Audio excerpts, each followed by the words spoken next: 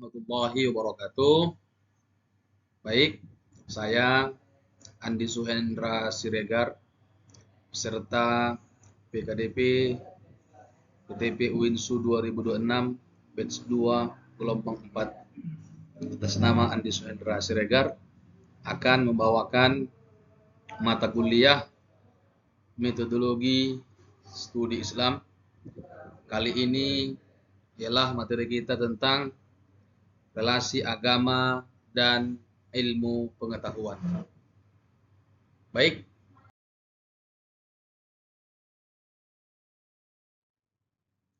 bagaimana hubungan ilmu pengetahuan dengan agama? Pertama, ajaran Islam sangat menghargai ilmu pengetahuan. Banyak ayat-ayat Al-Quran memberi motivasi untuk meneliti baik secara tersurat ataupun tersirat. Dalam Al-Quran kurang lebih 854 kali dengan berbagai bentuk katanya ya dalam Al-Quran tentang ilmu pengetahuan. Kemudian pengembangan ilmu pengetahuan secara umum dan secara khusus sejalan dengan ajaran Islam yang mana menginginkan kemudahan dan kesejahteraan bagi umat manusia. Kemudian pengembangan ilmu pengetahuan dan ilmu alam yang bertujuan untuk kepentingan pribadi maupun kelompok tanpa menghiraukan kepentingan orang lain yang bertentangan dengan tujuan ajaran Islam. Isi Al-Quran itu meliputi segala persoalan hidup dan kehidupan. Beberapa isi Al-Quran diantaranya ialah 1. Dasar-dasar kepercayaan dan ideologi. 2. Hikmah dan filsafat. Kemudian ketiga, budi pekerti, kesenian dan kesusastraan. Keempat, sejarah umat dan biografi nabi-nabi. Kelima, undang-undang masyarakat. Keenam, kenegaraan dan pemerintahan. 7. Kemiliteran dan undang-undang peperangan. Kedelapan, hukum perdata atau muamalat. Kesembilan, hukum pidana atau jinayat. Dan kesepuluh, undang-undang dalam tabiat. Artinya, dalam Al-Quran, segala lini kehidupan ada dibahas dalam Al-Quran, walaupun sifatnya secara umum, dan nanti akan diperjelas dari ilmu-ilmu lainnya. Kemudian Islam dan ilmu kealaman ataupun natural science, di mana pendidikan Islam untuk menetralkan pengaruh teknologi yang menghilangkan kepribadian harus menggali nilai-nilai keagamaan dan spiritual. Dan dengan mengintegrasikan agama dengan ilmu kealaman merupakan cara yang tepat menuju kemudahan dan kesejahteraan bagi umat manusia. Ilmu alam merupakan pengetahuan yang diperoleh atau diambil melalui observasi, penelitian ilmiah terhadap apa yang diteliti. Ilmu sosial ataupun social science. Jika ilmu kealaman dapat berimplikasi pada keimanan manusia kepada Sang Khalik, maka ilmu sosial pun demikian.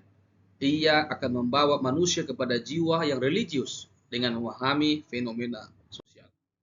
Karena ilmu sosial menyangkut tentang hubungan manusia dalam masyarakat, maka objek kajian ilmu ini adalah pada manusia dan masyarakat itu sendiri.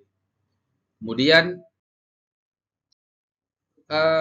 menurut Al-Mu'minun ayat 115, di mana Allah berfirman, "Afahasibtum annama khalaqnakum abathan wa annakum ilaina la turja'un."